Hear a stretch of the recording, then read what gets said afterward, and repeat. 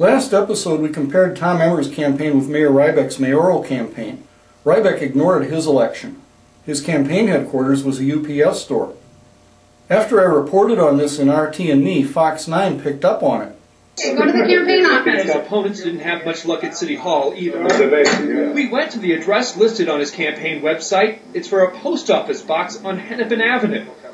We're at the Eagle Street Grill across from the Excel Energy Center in St. Paul. Emmer is doing a big Hillary-style listening tour, but is it real or just for show?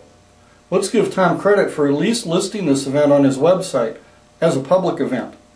But when I asked a question, here's what happened. Mr. Emmer? Is there somebody from the press? I consider myself a journalist also. It's not your party. It's a public event. No, it isn't. His website says it's a public event. Tom says I'm not a journalist. Let's remember, Fox reported on Mayor Rybeck's P.O. Box non-campaign, but they got the story from me. I broke it in RT&Me episode 1. We're going to keep fighting until November the 3rd. Here's another example. I'm reporting to you right now. This is journalism. Mr. Bob Carney, who is a moderate progressive Republican according to his card. Mr. Carney. In this episode, we'll start examining what it means to be a Republican. How about 2 minutes? How about 5? Do I hear 5? No. Raise it to 3? 3? Do I hear 3? Call it 2 minutes. All right. It's a 2-minute warning. I'm going to go fast. My name is Bob Carney, Jr. I'm a moderate progressive Republican candidate for governor of Minnesota. One of my big questions in this campaign is simple. Is Mr. Emmer actually a Republican at all? I don't think he is. What I'm trying to do is get us to get back to what a Republican form of government means. And in that, the legislature is the first among equals, among the 3 branches of government. And it's important to have independent-minded people from all parties or no party that are coming together and deliberating and brainstorming and working together to come up with a tax system and a budget that serves the state. That's what I'm pushing for. And I will support people of all parties or no party if they meet those qualifications. I don't want machine politics, caucus-driven people following caucus orders rather than deliberating and collaborating. The role of the governor should be to help the legislature do that. We find this phrase, a Republican form of government, in both our federal and state constitutions. By the way, this is the only guarantee in our original Constitution. It doesn't guarantee safety, freedom, or prosperity. A Republican form of government was offered instead as the necessary foundation. Our Minnesota Constitution assigns only one duty to our legislature: to establish a general and uniform system of public schools. Notice, providing schools or anything else is not the purpose of government. Instead, a general and uniform system of public schools is a means to an end, maintaining the stability of a Republican form of government. Our ancestors knew that without this stable foundation, nothing can be built. Here's the supremacy clause from our original federal Constitution. This Constitution and the laws of the United States shall be the supreme law of the land, anything in the Constitution or laws of any state to the contrary notwithstanding. Here's a fundamental legal doctrine. All laws are presumed constitutional until a court says otherwise.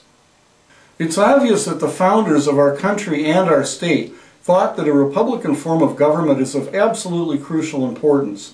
Unfortunately, Mr. Emmer appears to be launching an across-the-board attack against this foundation of our federal and state political system.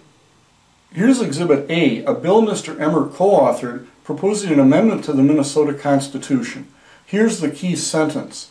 A federal law does not apply in Minnesota unless that law is approved by a 2/3 vote of the members of each house of the legislature and is signed by the governor. This is a direct violation of the federal Constitution's supremacy clause. Minnesota would be seceding from the Union. Well, I think Tom Emmer's effort to pick up what the Confederacy failed to pick up in the 1860s is just wrong. You know, we wouldn't have civil rights laws in most of this country if states were able just to opt out of them. To try and make sure that we maybe don't adopt federal laws. Do you have any opinions about that? This is a real push, right, Emmer? Right. Well, I think we need to. We are a state, right? But we are part of a country of 50 states. I mean, that's for a whole different party, isn't it? The Up North Party or something that wants to secede from the Union. I'll leave that argument to them. I received an email about Mr. Emmer's amendment from J.R. Graham, a Republican former county attorney and a candidate for this year's Republican endorsement for Attorney General of Minnesota. Here are some excerpts from a July 2nd news conference I called on this topic. This bill amounts to secession. And I'm going to read just one sentence on here. It says, a federal law does not apply in Minnesota unless that law is approved by a 2/3 vote of the members of each house of the legislature and signed by the governor. So if this went into effect, our state constitution would be proclaiming initially that there would be no federal law applying in Minnesota. This is secession. It is not nullification. It was originally sent from J.R. Graham, who is a former Republican county attorney. You requested my comment on House File 3738 introduced in the 86th legislature. I am sorry that Tom Emmer was party to the introduction of this bill because it will earn him nothing but political trouble. Mr. Graham wrote, the bill was introduced to placate a faction of radical but misinformed constituents. Mr. Graham offered this critique of Mr. Emmer's proposed amendment and a warning. House File 3738 is also defective in that it says that no act of Congress will become effective unless 2/3 of both chambers of the Minnesota legislature approve, which is manifestly contrary to the way legislative authority has already been distributed under the United States Constitution. The state of Minnesota cannot amend the United States Constitution. It would be dangerous if the United States Constitution could be thus amended. Maybe secession from the Union might in the end be necessary and proper, and I believe that the people of Minnesota in convention might exercise such anonymous power at some future date. But as long as we are part of the Union, we must play by the rules which have been agreed upon. This proposed constitutional amendment would be an affront to our sister states and might even ignite civil war.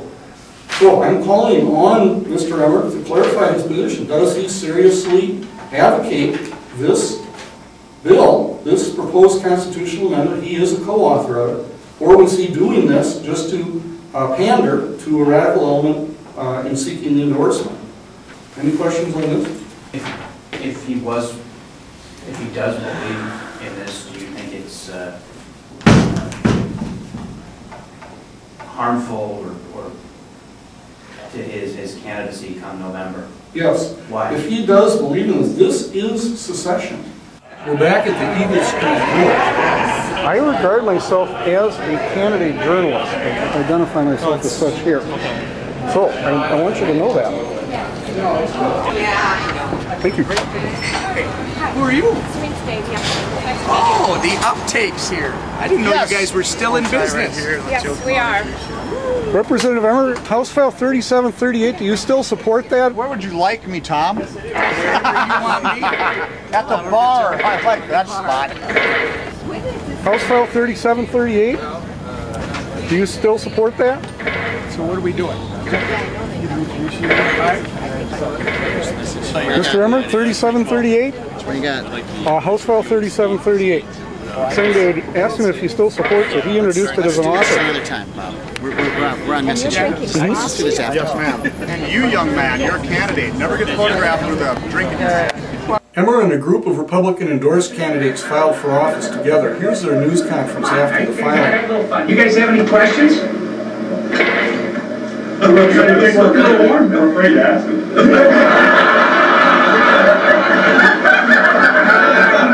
Don't be such a chicken. Don't be such a names for you. Come on. Introducing yourself to voters via the paid airwaves.